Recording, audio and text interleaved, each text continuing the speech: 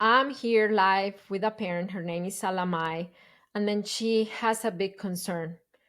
My discipline is pushing my 5 year old away, and I want to break free from yelling. I'm going to help this parent with that. Hi, Salamai. Hello. So, could you please describe what is the thing that is happening that you say is pushing your 5 year old away? Like, what's that thing in your discipline that's pushing your 5 year old away? I think when I yell and my voice is not regulated. Yelling meaning it's a high pitch yelling like stop doing that or don't do that ever again. Recently, what's that been resulting into is my 5 year old saying, "I want to go to Dada," or "I want to," like yesterday he said, "I want to go to the toilet, Mama."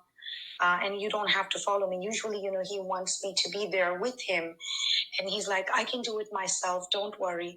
And I knew that he did not have to go to the toilet.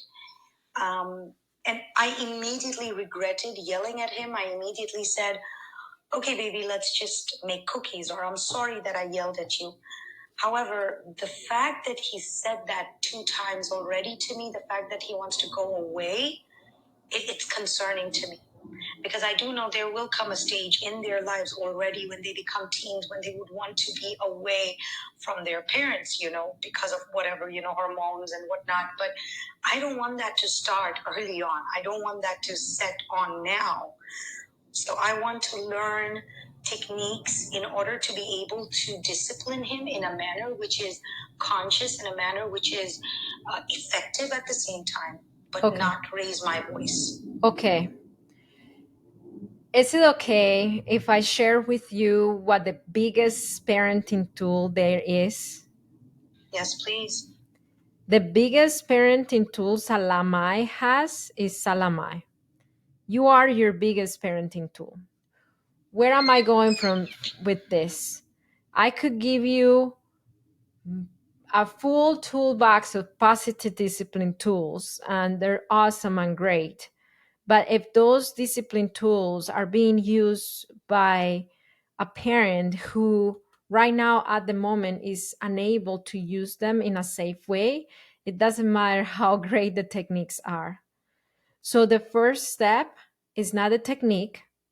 The first step is working on you, if that makes sense. Correct. Is it okay if we focus this time of talking about you and how you are living those big emotions? Yes, absolutely. Okay. Because how I said, the technique alone won't get you there if the dysregulation is there, if that makes sense. Yes, I do recognize that. And that is something that I would want to work on regulating myself. I remember today in my morning prayer, I said, I want to be regulated in order to regulate my children. Okay. Thank you for your vulnerability, first of all. And if if any of the 43 of you who are on this live relate to what Salama is saying, just say, I relate. I want you to know that you're not alone, because you're not alone. This is a very common thing that parents deal with. And I want to go to the bottom of it to see what's beneath that reactivity. What's the thing in your discipline that takes you to feel very dysregulated and upset? Screaming, raising my voice. I don't want to lose control of myself. Okay, I want to be in control when do you of go myself. there? What happens in your environment that takes you to lose control over yourself? I feel like, I'm a neat freak. I like everything in order. I like everything to be organized. And I also have work, meaning I have a time constraint. So I don't want to have to do the extra work that'll get me late for work or, see something not organized that I already worked on organizing. So I think the time constraint, the fact that I'm pregnant with my third, it's and also the need for always wanting to be in order. And I think much of it is also because how I grew up, the traditional parenting. We were Salamai, yelled on. Do you have a diagnosis, OCD or any diagnosis that? No, no, Okay. I don't. Okay. Do you suspect? Are you undiagnosed with something? I feel like I am I am self-diagnosed OCD. Okay. So what happens when things are not in order? Let's just say that you place the toothbrush on the toothbrush holder, and then the next thing you find a big pile on the floor and the toothbrush on the sink with toothpaste all smeared all over the sink. What happens there? It used to be worse before. I have given up. I have let go a lot. So minor details don't bother me as much as, let's say, being late for work. So I just don't want to do the extra work. So I think it's improved so much. But then again, there's an element that's still there. So I don't know exactly. I cannot figure it out. I cannot pinpoint it. Let's figure But it I out. just, When was the yeah. last time that you escalated to yelling, and what was the situation? Let's start with a particular. So yesterday, my toddler, who's 2 years old, and my son, almost 5 year old, like I said, they were getting down the stairs, and my son nudged her a little bit, and that sent me down a spiral that I didn't want to. And I just drilled it in his head that if you nudge her, she may fall down the stairs and it may hurt her. And I feel like, because I don't like to use the word stubborn, maybe he's a very strong willed child. He was just trying to help his sister. It was just a gentle nudge. And I was like, I need to drill it into his head that if he nudges him, she may fall down the stairs and crack her skull. So my brain straight went to flight and fight mode. And that also threw him in a flight and flight mode.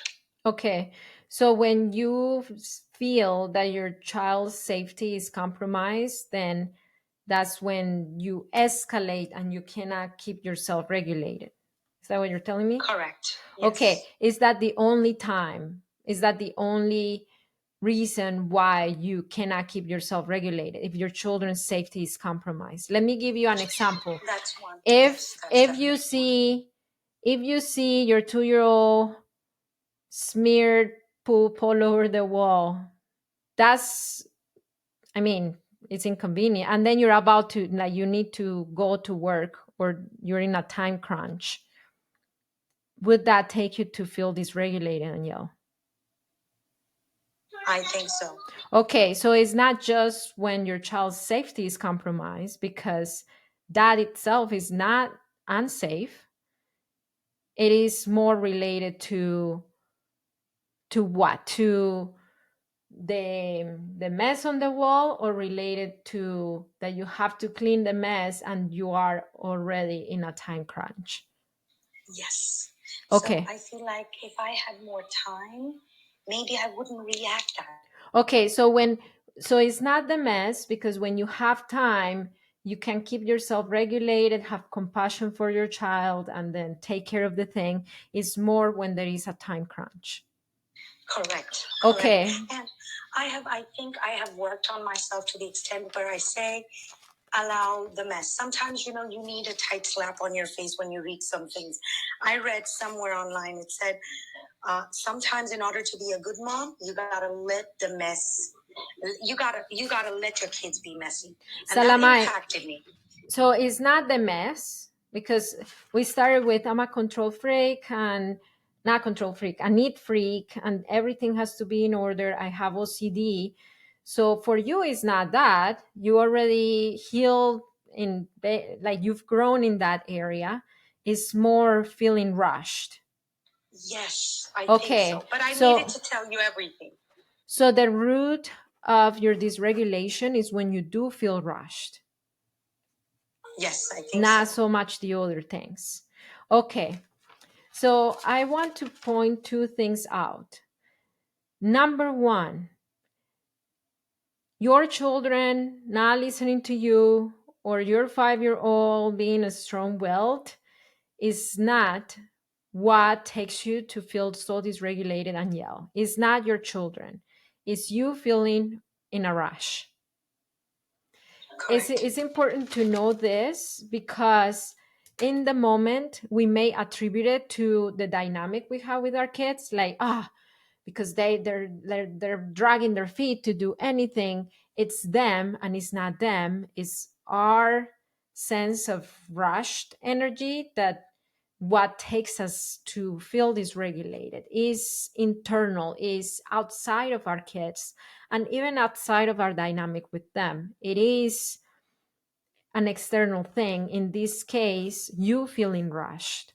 Okay. Yes. I have a question. What happened to you when you did not meet expectations growing up? I come from Bangladesh, meaning, our parents are very traditional. My mom had full-time job and she was taking good care of us, but she herself was very rushed. She had to be at work. She had to drop us off at school and whatnot. So this was just part of growing up, not just for me, but also for my friends. Did it We were always feel told, be did on it time. did it feel that rushed energy from your mom? Did it feel connected and safe, or did it feel scary? Um, I would say, if I scour down my memory lane, I think all of us, my friends and all of us, we were kind of rushed by everybody. The culture is like that, right? Teachers, parents, everybody, get done with it right now. I had to Okay, tell myself that my children are little and I cannot rush them the way I rush myself. Salamai, and when you did feel like when you were rushed growing up, what did you feel? I just felt pressured, Pressure, and what you else? know. I would say pressured, and that took away from my calm energy and made me into, Overwhelmed? someone who's always wanting things to be sped up. Okay. So So you felt pressured, overwhelmed. Is that safe to say that you felt? overwhelmed, yes, I think so. Overwhelmed too. I don't like to be in a rush, but I always end up being in a rush. Okay. Okay. So what happens right now if you, let's just take the worst case scenario. What happens if you are, if, like, let's just say that you are not able to accomplish something? What happens now? Kind of bothers me. I mean, before it was worse. Now I am a little bit more realistic to where I'm like, okay, I'm just going to do it tomorrow or I'm going to do it day after tomorrow. But in general, what it does to me is makes me feel a little bit anxious that I couldn't achieve the goals of the day. Okay. So what does it say about you if you don't achieve all the goals of the day? I do feel unproductive, to be very honest. Unproductive. Okay. Any other belief? I definitely want to be one of those moms who wakes up at 5 a.m. and gets done with everything. So I feel very less efficient and unproductive if I don't get things done on time. Maybe I'm a little bit hard on myself, and maybe I need to relax a little bit more and let things go a little bit more. But Okay. um, So if I if would, you don't check all the marks, that if you don't do yes, the all the check marks of the list, you yes, feel unproductive, you I feel do. less efficient. Sometimes Yes, when I coach parents who have this wound, they may feel that not worthy, like if they're not enough. That's, I would say, that's the belief that I see a lot. Do you yes, feel yes. enough if you don't I complete everything? Yes, correct. And I see my other friends maybe who are overachievers, and I tend to compare myself with them, and I'm like, wow, like they're always on time, and I am not. Salamai, Um, do you overschedule yourself? Are you a yes I think. person? Oh, Okay. you got it. But I am learning to say no. I am learning to set up boundaries, but it's just starting. I'm not yet there. So Okay. I I'm think I got it. Is it okay if I tell you what I see here? sure, And it's not absolutely. even Go ahead. related to parenting. Your struggle is not a parenting struggle. It's an internal struggle that you have with overscheduling yourself and saying yes to everything to prove to everybody that you're enough. Yes, mainly to myself, that I want Yeah. to feel good, that I So am an accomplished mom. so the goal is for you to feel enough, even if you don't please everyone, for you to feel enough even if you say no to people, for you to feel enough even if you have a slow day, for you to feel enough even if not all the things on the list are checked. When you do feel enough, then what's the domino effect? You are going to allow yourself more space. And when you allow yourself more space, you are going to feel less rushed. And when you feel less rushed, you will have more emotional capacity to go at your children's pace. And when you have more emotional capacity to go at your children's pace, when when they make a mess on the wall, you won't react with yelling. You will be a la calmer and connected because all the things that you work with. Right. Yes, So, absolutely. so going back to your intention, how do I break free from yelling? All trickles down, and like if we peel all the layers, it all goes down to you feeling enough, believing you are enough, not just feeling enough but believing you are enough.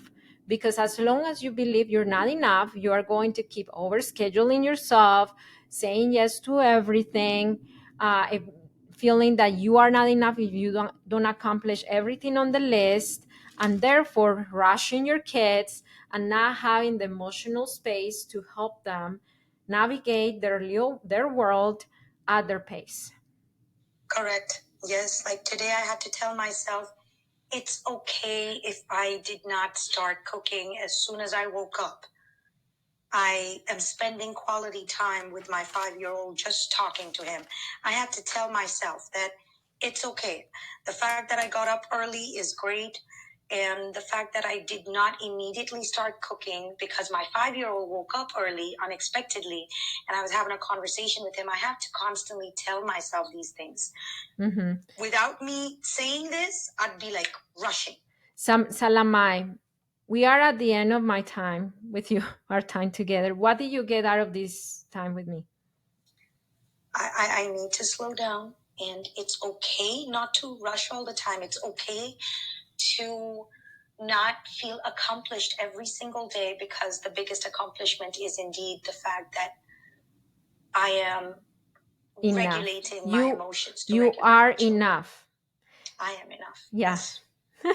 Yes. I want to invite you to a free class where Yes. I help parents who are feeling overwhelmed, who are feeling at the end of the rope, feel a lot more peace, breaking cycles of reactivity, and raising emotionally healthy children. This is a free class that you can access right now on hicparenting.com. If you are watching us That's from awesome. YouTube, it's a card here on top, or you go in the description below. It's hicparenting.com. Go, it's there, it's free, and it will give you the framework that has helped 14,151 of our clients bring a lot more peace to their parenting and raise emotionally healthy children. Thank you, That's Salamai. awesome. You're welcome. Thank you so much. You're welcome. I'm going to help another parent and wrap up here the video.